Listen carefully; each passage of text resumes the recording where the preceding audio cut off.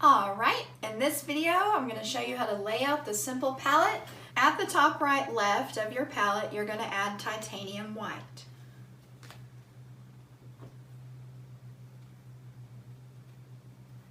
You'll get a feel as you go along and as you practice about how much paint you need each time for each painting. I usually add a little bit more white than the other colors because I do use a lot of white, and you'll use a lot of white within your mixing process. So on the top right we're going to put ivory black. In the next row we're going to put the primary colors. So here we're going to put our two reds. Second row at the top for the reds we're going to put alizarin crimson.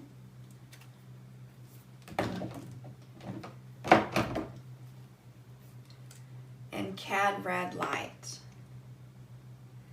This is the full strength cad red light that I'll use for this demonstration, but usually if you're not painting a portrait, usually the cad red light hue will work just fine.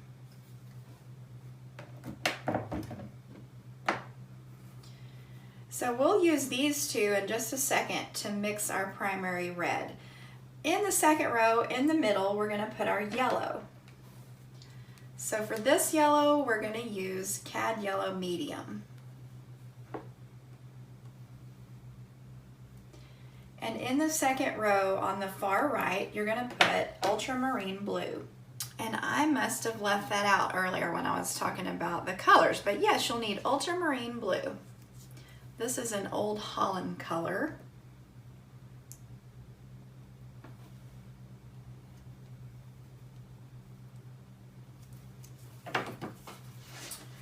So these will be our primaries and also what we'll use to make our secondary colors from the color wheel. On the bottom left is where I put the brown. For this painting we'll be using burnt sienna.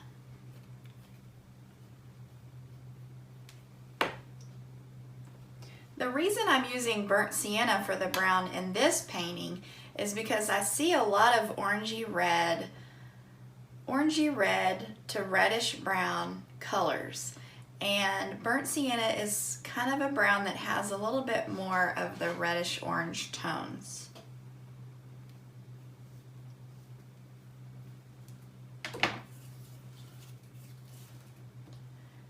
So the next thing we'll do is mix our primary colors. So to get a true red, if you take about half and half of alizarin crimson and cad red light, you will get a primary red. And I usually just go with about a 50-50 mix. And as I mix, I just wipe the palette knife off into a paper towel. Careful not to get it all over myself. So you'll want to leave some alizarin crimson by itself and some cad red light by itself, because in certain situations you'll need those colors by themselves. So we have the primary red, and we're using cad yellow medium for our yellow, and then we have ultramarine blue for the color wheel blue. So for the primary blue, I can just use ultramarine blue. But I noticed for this maraca, I'm gonna need a true spectrum blue. And by that I mean a blue that is on the color wheel as the primary blue.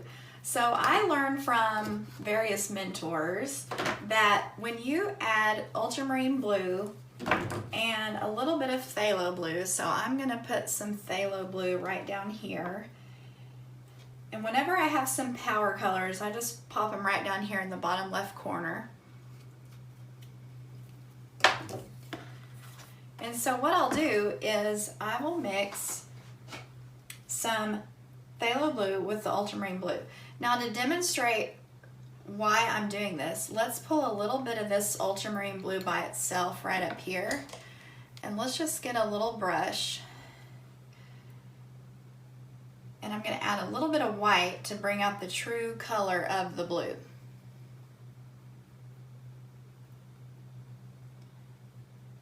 So that lets us see really what that blue is going to look like. Okay, now phthalo blue is a lot more intense, so, and kind of a blue-green mixture. It's more of a turquoise type blue, an aqua blue.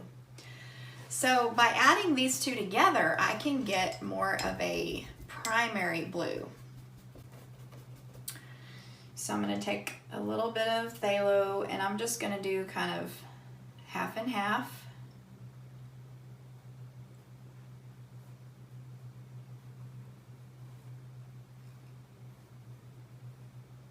All right, now when we add white to this blue,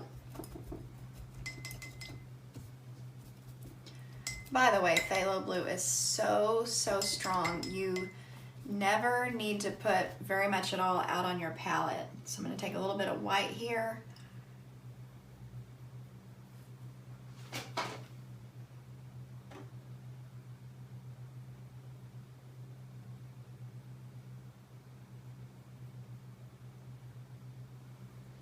Okay, now that may not seem very different on the screen, but it is more of a balanced blue there. So that's a little explanation on the blues that you can use on your palette. So the next thing that we're going to do to lay out the palette is we're going to go ahead and pre-mix some values of gray, and probably just 3 or 4 values of gray will do. When you lay out this palette like this, it's really going to force you to learn some color theory, and by doing it the same way every time, it's really going to speed up the process, and it's really going to train your brain how colors work when they're mixed together.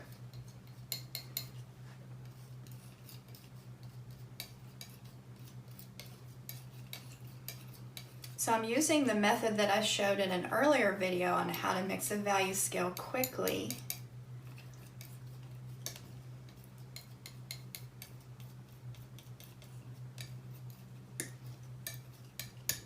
And if I can get, 3 or 4 values between bright white and black black, then that's pretty good. I'm going to take a little bit here.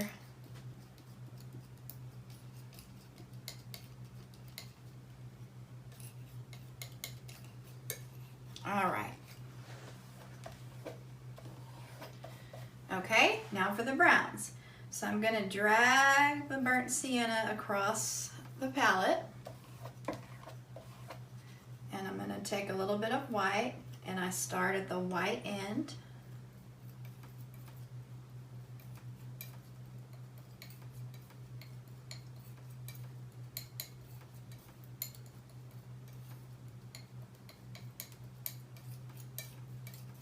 Then I'm going to scoot up.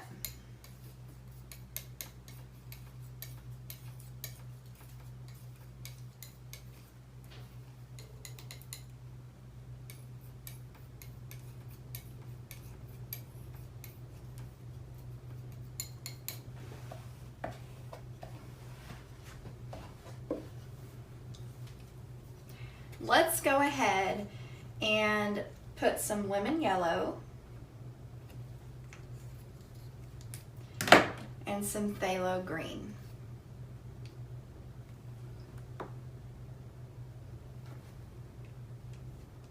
All right, so these are those few power colors that I often find myself needing. So I just put these right over here. So now we have our grays across the top, we have our primary colors here, and we have some different values of the brown that we're using for this painting.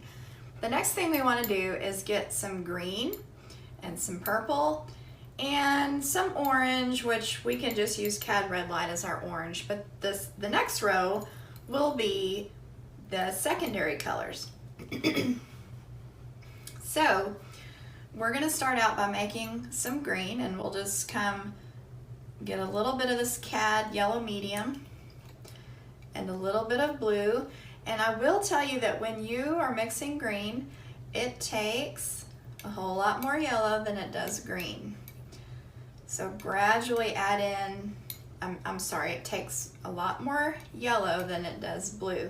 So gradually add in a little bit of blue until you get to a nice green color. If there is one color that seems to have the most possible versions of itself, it's green. For painting these little realism still lifes, really you just need a green to use in adjusting some of your dull mixtures. However, in this particular still life, we actually have a green, and this just happens to be a bright kind of emerald green. So here's what we can do. We can use a little bit of phthalo green in our green mixture here, and by doing this, we're going to be able to enrich this green to more of an emerald green.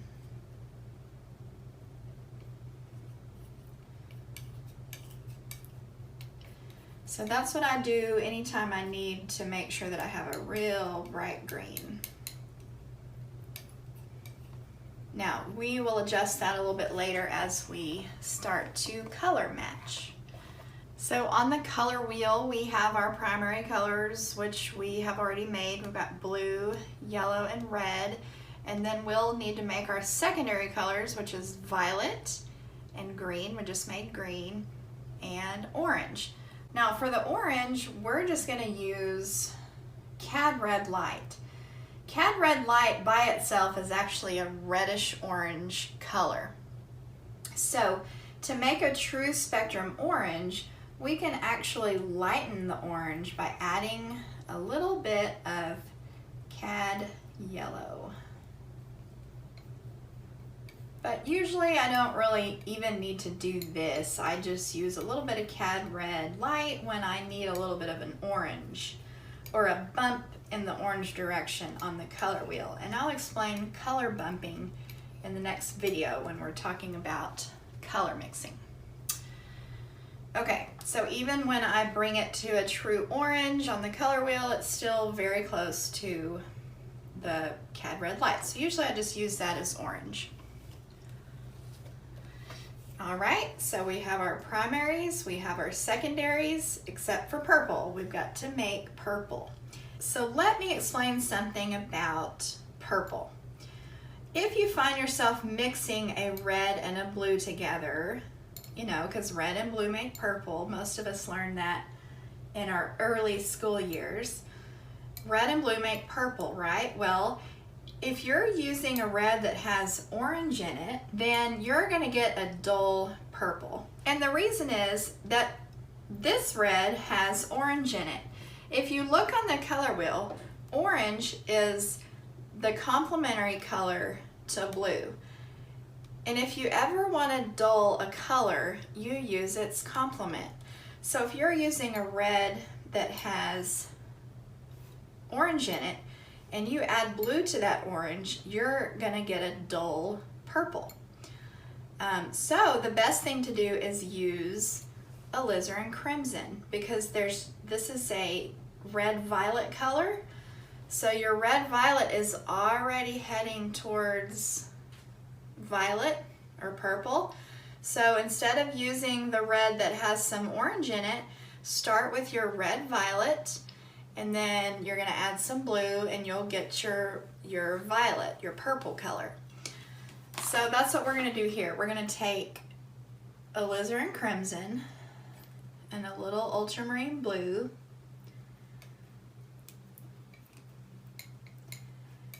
and it's gonna be really, really dark. So what you're gonna wanna do is add a little touch of white, not much, just to bring out that purple color, so that you can see what it's looking like.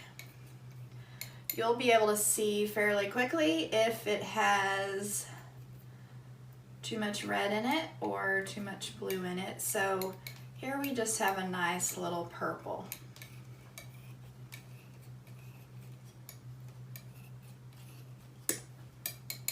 All right, so now we have our primaries, our secondaries, our grays and our browns and some power colors, and we are ready to start painting. But first, In the next video, let's talk about the basics of color mixing.